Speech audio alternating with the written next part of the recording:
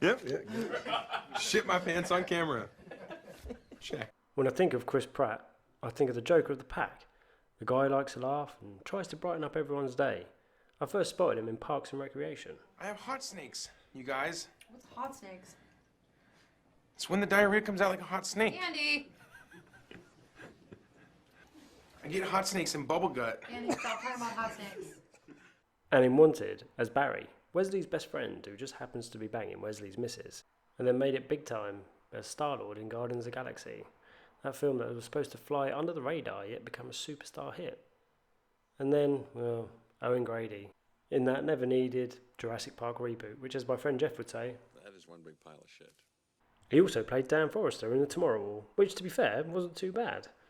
Chris also seems to be taking a bit of a beating at the moment from the progressive Twitter mob. So when I saw the terminal list on Amazon, I was a bit apprehensive because let's face it, he hasn't really done anything good since Guardians, and I was a bit tired of the wisecracking characters he seems to play. What am I supposed to say, Jesus? Looking on Rotten Tomatoes, which I suggest nobody uses, a critic review of 40% would have you looking at watching something else. However, as you can see, the audience of 94% had a different view. I'd heard good things from Nerdrotic, The Drinker, as and a few others, so I thought I'd give it a go. You know what? I'm glad I did. I got to say, I loved the show, and I was actually very surprised with Chris Pratt's portrayal of James Reece, a Navy SEAL returning home from an op where his team has been ambushed and killed. James, being the only survivor, believes there's been a cover-up and digs deeper, which leads to his wife and daughter being assassinated. The heartbreak of losing his family pushes him on to find everyone involved and to end them.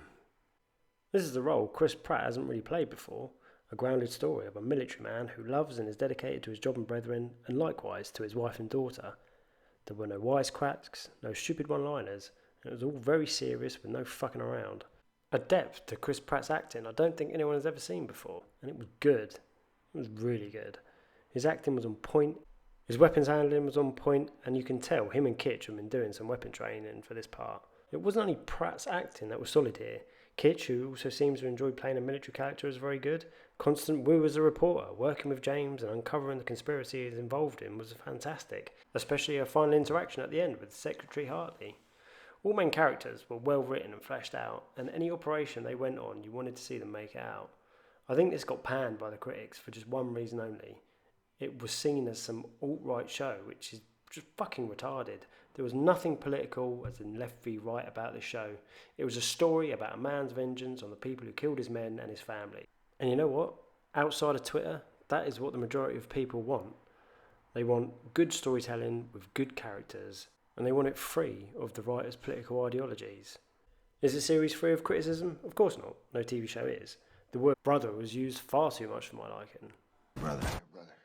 And certain scenes were so dark, I wondered if my TV had actually turned off. You can also work out who's in the cover-up as it goes along, quite early on, to be fair. But, you know, you forgive it, because, to be fair, it's an enjoyable film from start to finish. What did I like? I never looked at my phone during the 8 hours it was on. I liked the juxtaposition of the emotional scenes with his daughter. I thought they were quite powerful, and they even hit me in the feels, which, for something to do, is pretty hard, as I'm a bit of an emotional retard, if I'm honest. The pacing of the show I thought was on point. I didn't feel like the show was erratic. It always seemed to give a good build-up to the main scenes happening, and it didn't feel rushed. It was solid acting from the cast. Everyone was believable in their roles. Constant Wu was phenomenal. I thought she did a really good job. And it's nice to see a lot of practical effects being used as well. It seems to be so easy these days to use CGI, and if done badly, it can be really jarring and suddenly sort of knocks you out of the immersion of the programme. Should you watch the terminal list? Well, if you like your steak rare, your guns fully automatic, and okay, maybe not big ass titties, but you know, good characters, good story, then this is the show for you. As a little side note, I think it's great to see Chris as a serious actor. I think this is what he needs to move into, and dare I say it, could he be the next action hero? I think this was the start of a good comeback, and I think, talking of good comebacks, I think I should leave it on this. Everyone loves a good comeback story, right? Seabiscuit, the Mighty Ducks, Robert Downey Jr., who Rocky. else? Yes. Kim Kardashian. Kim, well... Well, in the video she gets cum on her back, I think.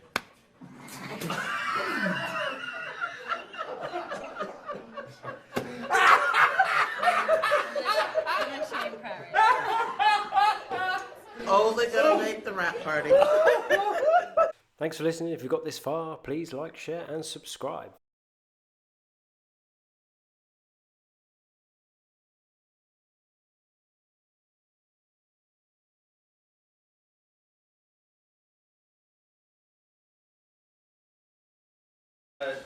Nick, do you want some of mine? Oh, no, I love coming over. That was fantastic. You maniac. You want to bite of mine? Bro, can I give you a bite of my ice cream? Come to Sherm's.